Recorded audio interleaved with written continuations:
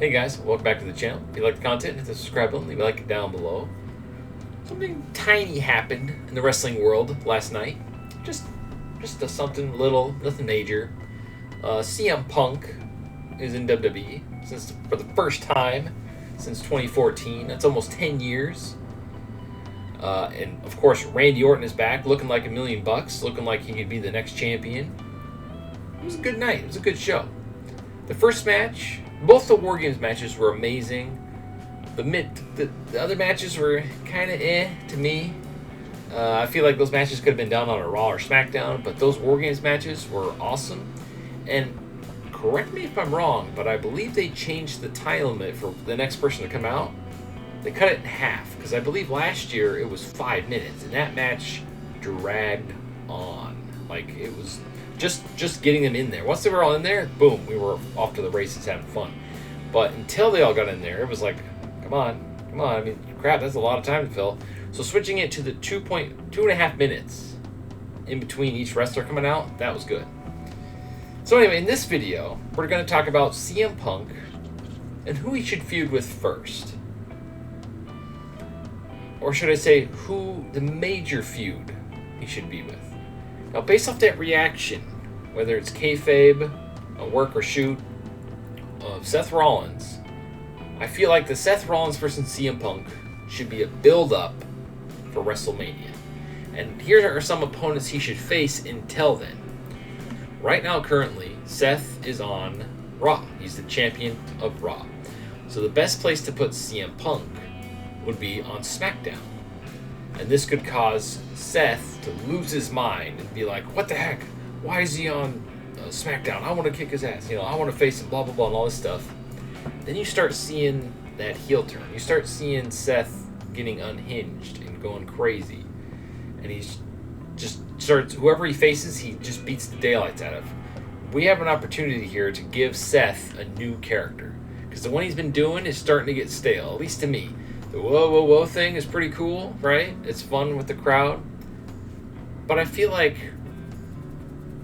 he needs to change gears. He needs a new gimmick. And this is the perfect opportunity to do that with Seth, or for Seth. So how I would book CM Punk going into WrestleMania would put him on SmackDown, have him face LA Knight, and do cool feuds and promos against him back and forth for his first feud.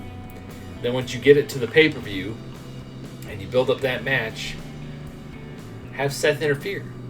Have Seth cost him the match and build that feud up in the background, and then have him be separated. Like, what are you doing? You're not even on the same show and all this stuff, blah, blah, blah, blah. And then what they could do after LA Knight, after he's done with LA Knight, I feel like these feuds will be pretty quick, because WrestleMania is what, in 4 months, assuming they want to do this. I forget what pay-per-views are left. Then we could have Punk versus, let's say, I don't know, Roman Reigns? That would be a cool feud. They could build it up, really hype it. It would be another notch in Roman Reigns' title reign of people he's beaten. Let's go through it. He got the belt from Bray Wyatt. Rest in peace, Bray. He faced Brock Lesnar multiple times. Let's see here. LA Knight, Cody, John Cena, Jay. I'm forgetting. Sami Zayn, Kevin Owens, Drew McIntyre. I mean, there's nobody left for him to beat, if you think about it. So to feed him someone to keep his title reign hype alive until Mania, who better to face than CM Punk? Obviously, you don't have him win. And instead of the bloodline getting involved, they could have Seth be the one that comes out and is like, you're not going to be the one that's going to end the title reign. It's going to be me. Or it's someone else. And he gets in his face and costs him the championship. Building that feud up for WrestleMania. Genius, right? I think that'd be a really, really cool way to go about it. And then obviously Roman skips by, because having Roman's goons or the bloodline come out and save him every single time is getting stale. What a great way to really pump or like give a shot in the arm of that of his title reign by having Seth Rollins, the other champion, is protecting Roman Reigns because he hates CM Punk so much, allegedly. With this work shoot thing that's going on. So then after Roman, I would assume by that time we're getting pretty close to Mania. Then you start building up to Mania, right? And now he wants to go to Raw, and he wants to be traded. He wants to be on there permanently so that he can face Seth. So who do you switch him with? Well, Cody, right? Switch Cody with Seth. Boom. Cody is now on SmackDown. And now Cody can build up to his title match, with his rematch with Roman. I don't know who else he would face on there, do some other stuff, because he's kind of locked in on Raw right now.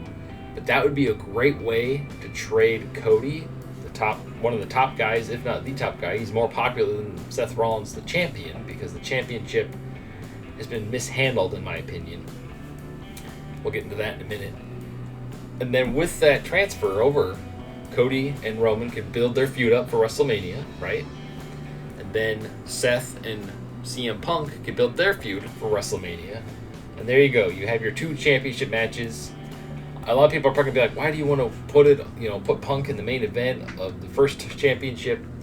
I feel like if you give Punk that World Heavyweight title, regardless of how you feel about him, it'll help legitimize that championship. Because I feel like they've been booking it like a secondary title, like a U.S. title or Intercontinental title. In fact, the Intercontinental title feels more like a World Heavyweight title than the World Heavyweight title because of the way they've booked Gunther and protected him. Not a knock on Seth. Seth's like one of the best stars in the company, like best wrestlers, best performers. And the fact that he can change gears and switch his gimmick around so quickly and easily and get over with the crowd, either as a heel or a face, he's one of the best guys they got. And look what they did. Look what Seth did for Cody. He really helped bring Cody in and pretty much set him on fire as far as fandom with the crowd right off the bat, giving him three W's. That really, you got to admit, that helped Cody at the beginning. That really helped Cody. Made him look like a megastar. Because if they came in and he started losing, people are weird. It's like, even though it's a predetermined sport, wins and losses do matter. Absolutely. So anyway, so then that's all built up and all that stuff. So then you put, like, I don't know how you would book the finish though, because Cody's got to win Cody's got to win that title, right? And then Seth, through his hatred and stuff like that, instead of ending the match, like finishing off CM Punk, he could try to keep beating him up, and then CM Punk gets the upper hand and wins the title, right? And then Seth's like, what? No! Yeah. And so you put the title championship, the World Heavyweight Championship, on CM Punk. And then whoever beats him. And that'd be a great way for, let's say, whoever beats Gunther at WrestleMania. Somebody's got to beat Gunther so that he can be in the main championship. I hope they don't do with Gunther what they did with Samoa Joe, where he just like, I don't want the title anymore, I vacate it. I feel like that would damage it. Someone has to beat Gunther. I don't care who it is, but this whole like relinquishing the title thing, that's stupid. Because then you just like, it's like the title doesn't even matter. So if they want to protect the Intercontinental title, I feel like someone needs to beat Gunther. It could be a cheap shot. I was surprised they didn't let Miz beat him. I mean, kicked him in the nuts. The Miz could have used that. That would have been great for the Miz. They made him look like $1 million. Beating up Gunther on Raw, that was awesome. But, I don't know, I guess they have other plans for who's going to beat Gunther. Anyway, so when Gunther, or if Gunther loses the Intercontinental title at Mania, that could be CM Punk's first feud for the World Heavyweight Championship. Now, you've instantly legitimized the World Heavyweight Championship. Because now you got CM Punk, a legend, and now you got this guy who was undefeated for over, 500 plus days, and has the longest, or had the longest Intercontinental Championship title reign ever. And then obviously Gunther would beat him, and then that way Punk only has the championship for like a month or however long that, until he shows up again. So I feel like Gunther would be the guy to beat Punk. If Punk's ego is too big to lose to Gunther, then he can get the F out of there. But I feel that's like perfect. That's the perfect scenario of booking, in my opinion, for both Punk and Gunther. Because then Gunther could be the new champion. And then you can have Gunther be champion for however long you want him to be. Hopefully they don't keep doing these long title reigns. To me, they're cool.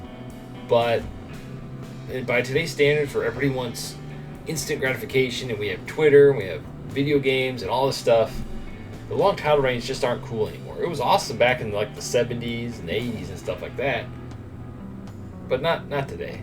Not today. We need not necessarily way short title reigns, but these 3-4 year title reigns. Please stop. Please. It's more exciting when someone new gets the belt. It's like, oh cool, they won the belt. Awesome, right? Anyway, so this is just one man's opinions. Who do you think CM Punk should feud with first? Am I onto something here? Sound off in the comments below. Thank you for watching, and stay frosty.